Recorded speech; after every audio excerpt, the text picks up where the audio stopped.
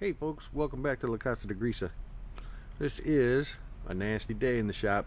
You gotta get rid of some of these nasty totes. They're so nasty, the people on Craigslist free stuff won't even take them. That's pretty fucking nasty. Now a buddy of mine that takes these apart pretty regularly tells me that a roto zip is the tool to cut these tanks apart. I don't have one. I bought one of those Harbor Fart pieces of shit a long time ago and it lasted about 3 jobs. So we're gonna try the old school cool Milwaukee Zaza. This is so old school it didn't even come with a variable speed trigger.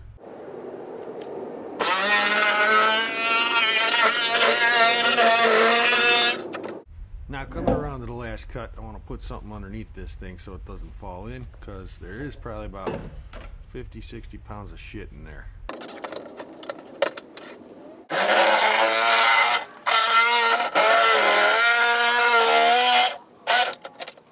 Haha, charade you are. Now this one's not too bad. The others are a little worse, but gotta get that shit out of there anyway. Can't be throwing that in the garbage. Know what I'm saying?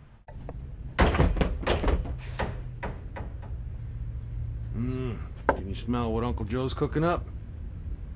Who's hungry?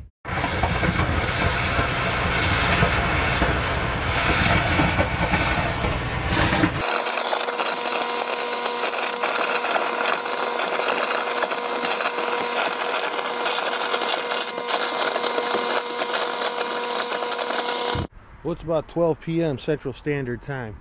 I give this cage about 15 minutes and it's going to be gone. Now comes the fun part. Try and cut this up without getting it all over you. Good times. Now I've never done this before, but this was what I was thinking. Maybe I could just slit the sides and fold all 4 corners in and just have to touch the outside of it. Not sure. We'll see. Fucking smells horrible. Well, that was like taking money from a baby. So, you ever have to do this, just cut down the 4 corners and fold it up like an accordion. You're good to go. Now here on tote number 2, I realized that you don't even really have to cut the lid off. Just cut it almost all the way off. It'll fall right in, and then it's going to fold in with this panel on the side. And it's a good solid 30% full of grease there that unfortunately could heat up and spin in a centrifuge and make some pretty decent biodiesel out of it. But I'm going to throw it in with the rest of the shit that I'm throwing away. I don't have time for that. But man, I took a second look at this and I'm having second thoughts. I was just about to fire up the Sludge-O-Matic. It's probably a trademark violation from that fuckhead Gallagher. But shit, I think we can make some decent fuel out of that. I'm going to keep this. Let's take a sample and give her a spin, huh?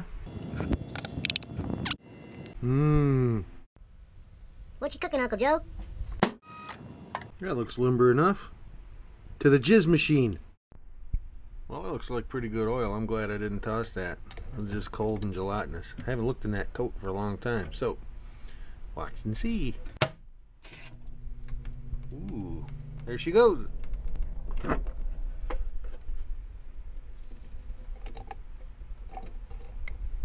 Not super high tech, but the jizz machine don't lie.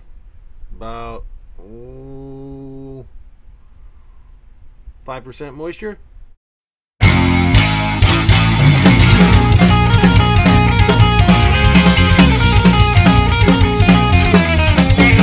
That's my name tattooed on your inside cowl.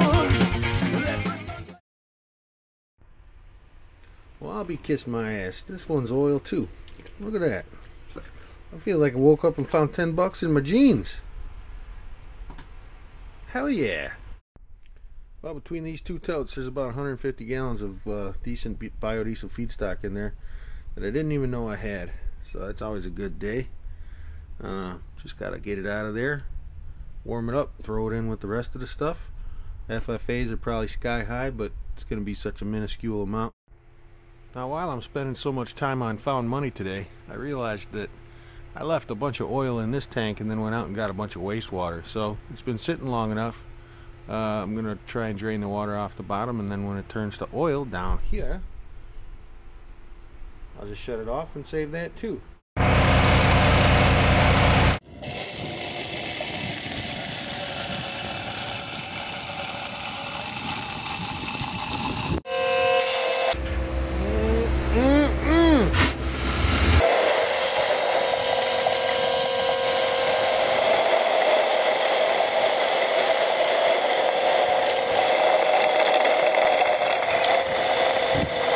So I got this shit all over me, right? I go grab some lunch.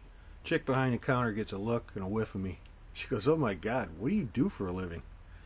So I told her I'm a gynecologist. I'm kidding. I know there are no funny vagina jokes. Period.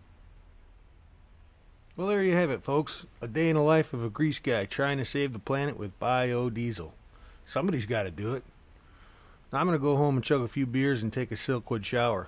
Thanks for spending your time with me today. And I don't ask you guys often enough. Click the subscribe button if you like this stuff. I'll keep making them. Thanks. Lunch, Lady Doris. Have you got any grease? Yes, we do. Then grease me up, woman! Okie dokie. What are you complaining about? I tell you, I touch me for free. You're supposed to feel joy, my voice you feel the void. If I've never wrote once, I'm